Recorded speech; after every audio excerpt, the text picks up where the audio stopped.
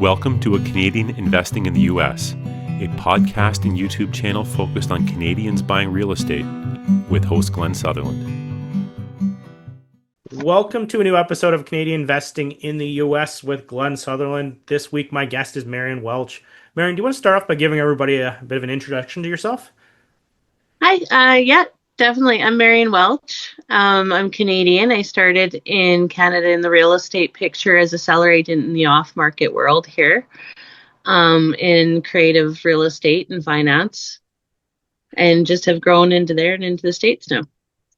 Okay, that's already interesting right off the start. So, okay, I'm going to get you to define some stuff for us, because you said you're, I can't remember but you're an off-market real estate. So were you doing like wholesaling, or what exactly are you mean by that?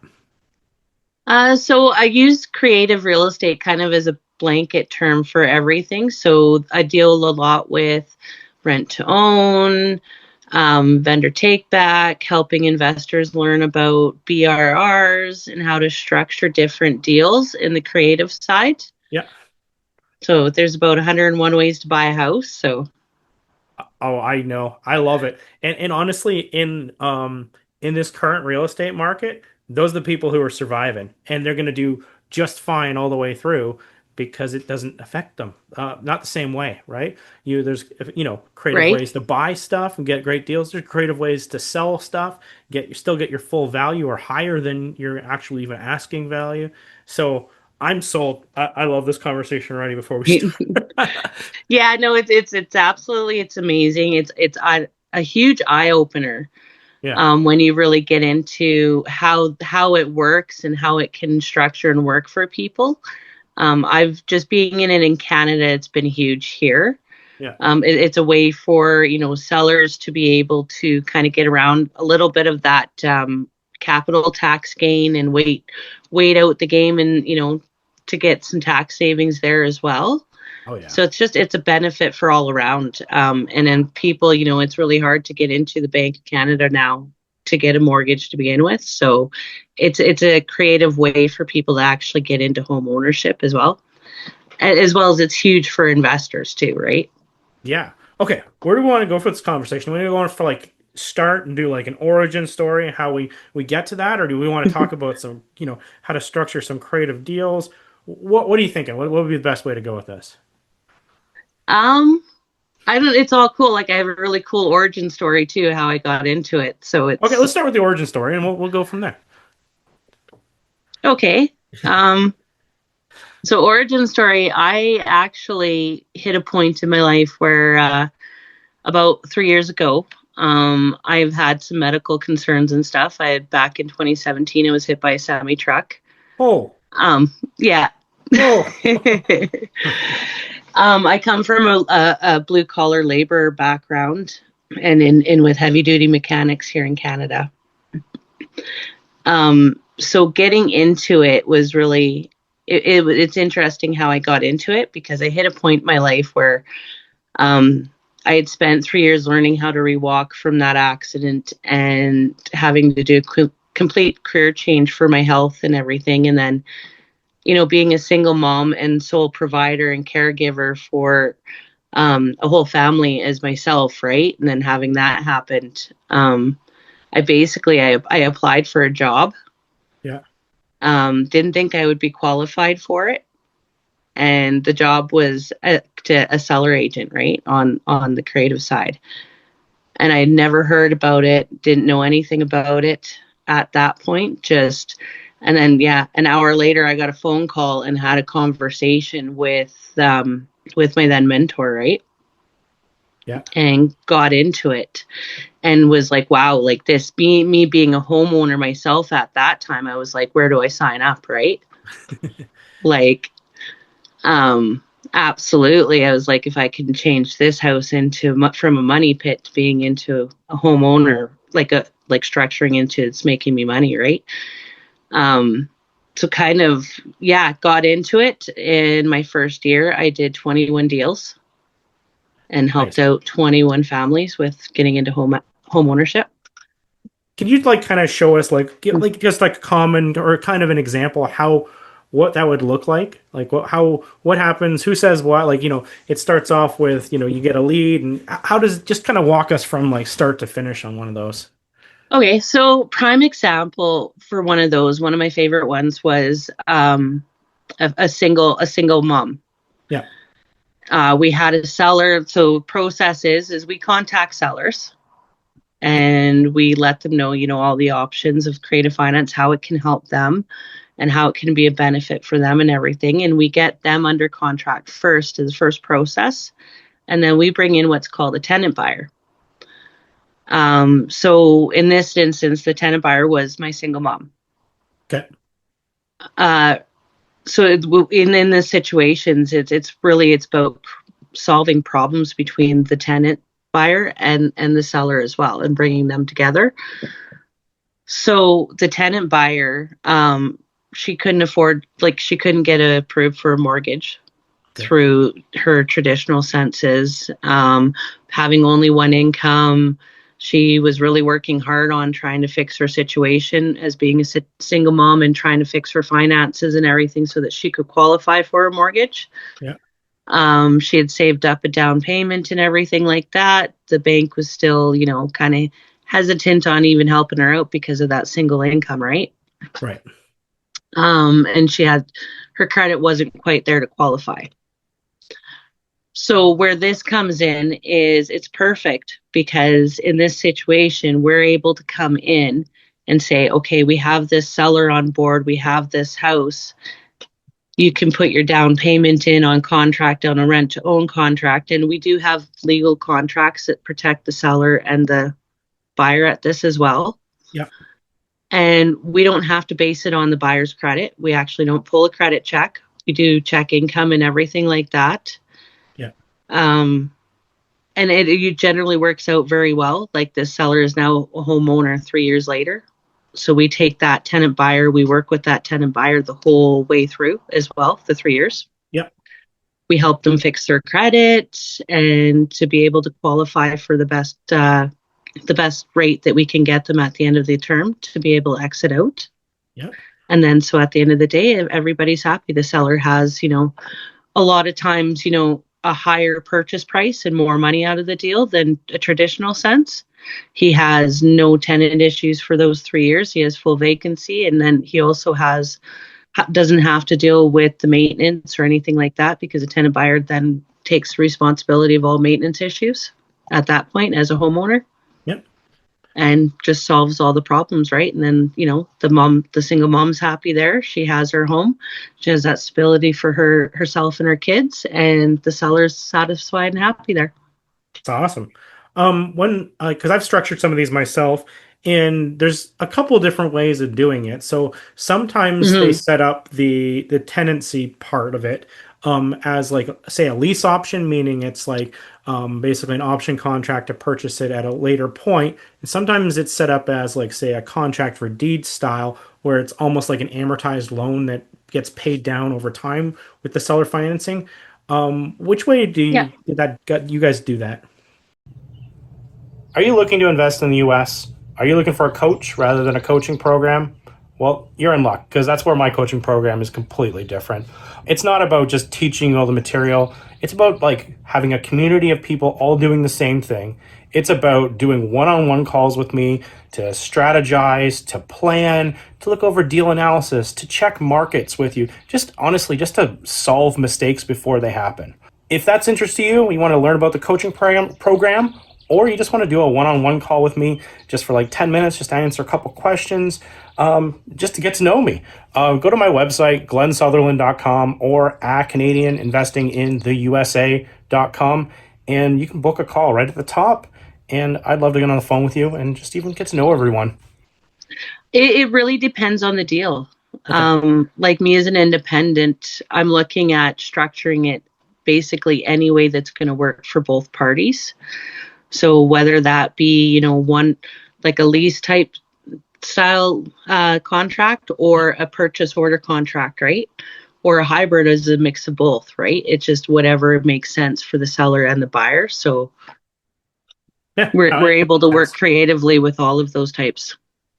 And then I'm guessing, like, the company, is making the difference, right? So when I've set these up, there's a down payment that you're paying to the seller, and there's a down payment or an option consideration from the buyer, and they're usually different amounts. So there's like correct me if you guys do this completely different. So there'll be like a spread there, there'll be a spread on the rent, and there'll be a spread on the sale price. Is that kind of accurate? That is accurate. Yeah, we do those types here. I mean, it can be a very simple type deal where I come in and I negotiate that deal between seller and buyer. Okay. And just act as a rep for both of them and facilitate the sale itself with all the contracts as well. Yeah.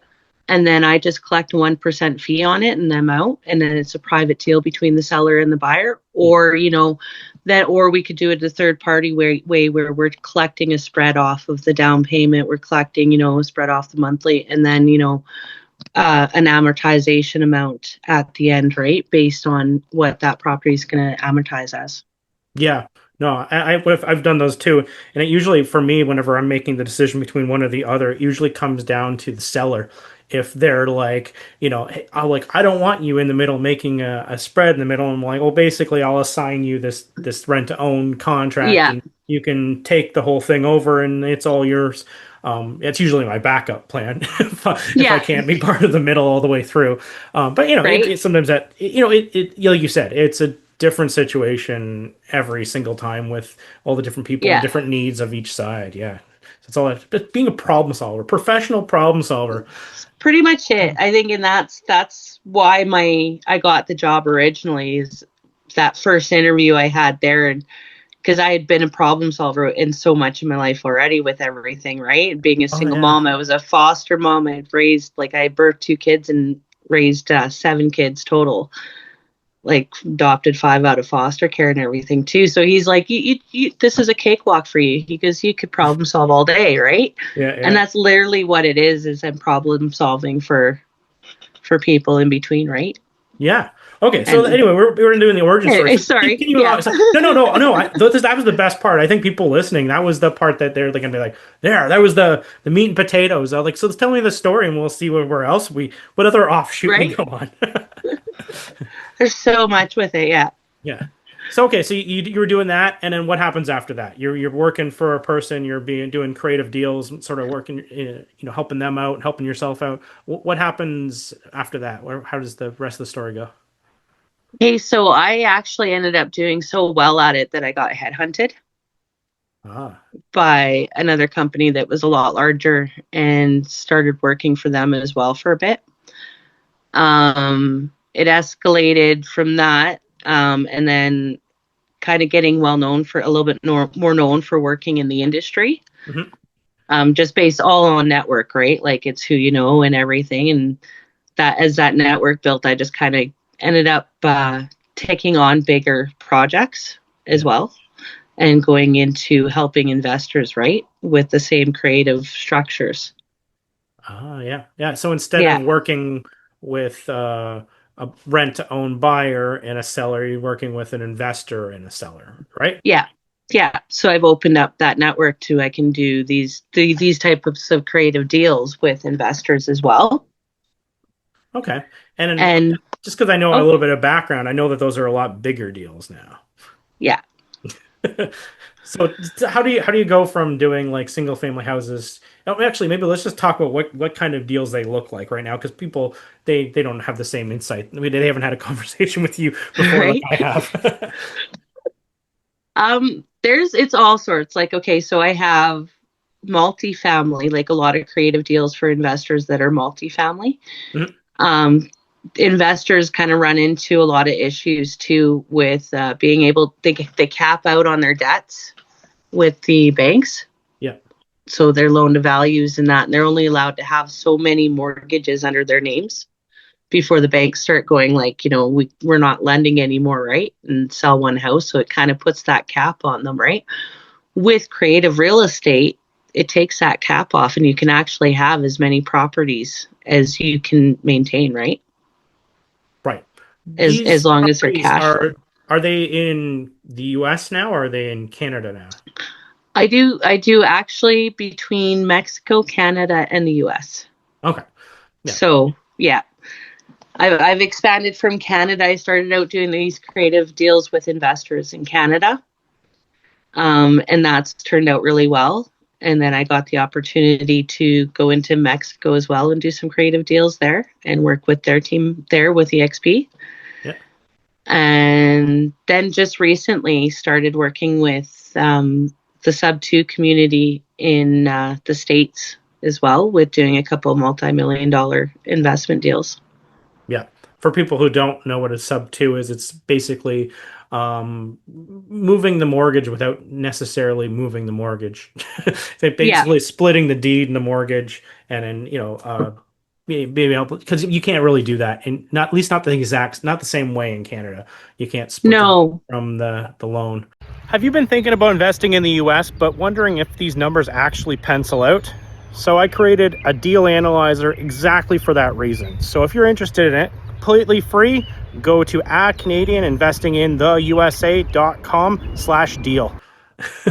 It's a whole new ball game in terms of being what you can do creatively. So I've really been enjoying learning that as well here. Oh yeah, it's so awesome, because especially if people would have set their mortgages up, or even even companies set up the mortgages years ago when interest rates were 3 instead of 6. Right? There's just a huge opportunity to take over mortgages like that, instead of like, honestly, I always say, what's the best deal you're gonna get for a mortgage? So you can take over someone else's who set it up a while ago. Yeah. And it's the nice thing is that they go so fast too. Like a creative deal goes much faster usually versus a traditional one. Like the fastest one I ever closed was 12 hours. Yeah. Well, I've heard people doing it like as fast as like 2 or 3 hours. And it's true, because honestly, it's the lenders are usually the holdup. In the deal. Like, even if you're going to do, like in the US, a DSCR loan, they typically, the fastest they work is they need to have that appraisal back in their hands for 2 weeks before they, I don't know why they work so slow, but they need 2 weeks to play with it before they push it on to the next step to give you a clear to close. So right. Yeah. That's exactly it too. Right. Yeah, no, that's awesome.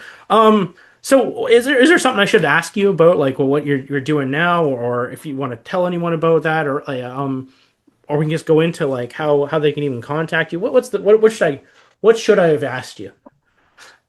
Oh gosh, I don't know. I have so much going on right now, especially with the States here. I know we're currently setting up a new company going into the States right now. Yeah.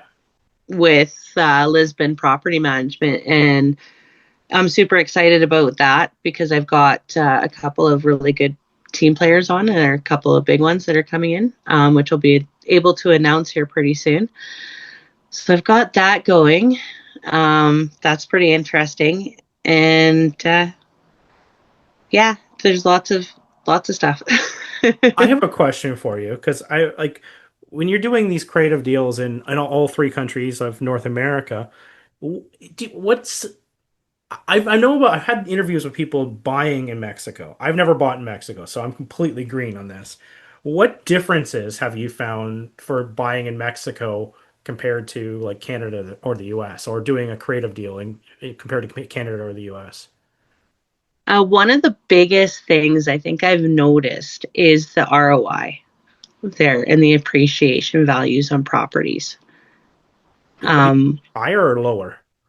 A lot higher. So in Canada here, we're looking nowadays with the taxes and everything like that, we're looking at the highest of a 5% ROI usually on, like, say, a single family home, right?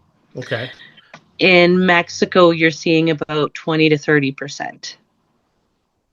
With, like, depending on how you structure it and as a cash flow property. Yeah. And running like your location, you can pick up a property for pretty cheap on the beach even, and just run it as an income property on the short-term rental alone, and they're cash flowing like 20 to 30% more than what a Canadian property is.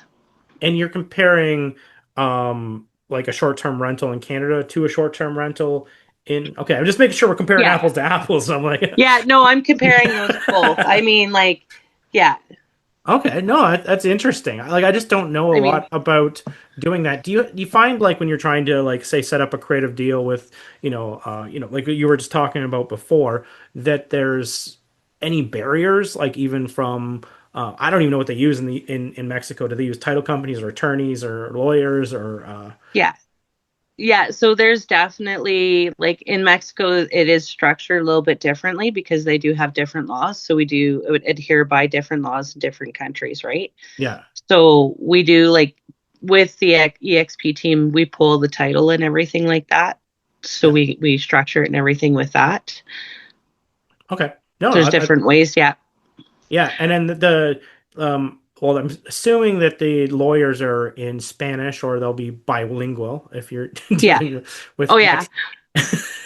and then like but otherwise it's not like, I guess it's sometimes it's just about getting the right team, right? So Yeah. you're talking with an attorney or a lawyer or a title company or whatever who is Right? well versed in this, what they understand what you're trying to do. They're not, because I Yeah. guess you can go into the US, you can go into Canada, and then there's ones that'll do, can structure a contract for deed or a lease Yeah. option, Subto. You got to No be problem, some can't do really, right? But you got to be really careful. Like you said, like team is important. Having teams in place is important. So, I mean, it's one thing going to like a foreign country, like say Mexico, and just start, networking and stuff there. It takes time to build. Yeah. So, and build that team, right? I mean, you can go to Mexico and say, and to any realtor and say, I want to buy a property and this, that. But you really want to be careful even with that, because there are developers as well and some realtors that, they'll take your money and run, and there's no legal recourse on them. Mm-hmm. Really. So due diligence, definitely make sure that you're working with your right teams. I'm with Sean, or connected with EXP there with real estate in Mexico with EXP as well. They have a great team there with Sean and Brittany, so they're connected with the proper developers to get the deals done and deliver, the properties after, to start to finish, as well with the legal, the immigration, if you want to move there, just the whole start to finish process is all set up there. Awesome. Marian, if someone's like, I love everything you're putting down here, if they wanted to reach out to you, is there a way that they could do so? Absolutely. I can include my email and stuff at the back, my email, my phone number. I usually do a lot of Facebook and direct networking through Facebook. Yep. Okay. So Send me that information. I will do my best to remember to throw it in the show notes. And if you see the podcast come out and it's not in the show notes, message me and I'll just send it over to you. And I'll just edit it and add it in. Right. But, yeah. If you forget, they can always just look Marian Welch up on Facebook there and just look for the short redhead on there. They'll find them. So, Marian, this was a fun conversation, and honestly, there was stuff to learn here. Some people just, haven't understood how to do raps or to do this, and sometimes just hearing other people do it's refreshing. So I think that we make it sound understandable, like they can learn, right? Right. Absolutely. I think it's definitely one of those things that for me, even if for me to get into it from the industry that I was in, yeah, and to be able to get away from that 9-to-5 rat race too, and do this full time, I think it's something that people don't realize that it's a doable thing. Yeah. Marian, thank you so much for coming on the show. I really appreciate it. Thank you. And it was so much. Thanks for having me. That was a nice video. Bye.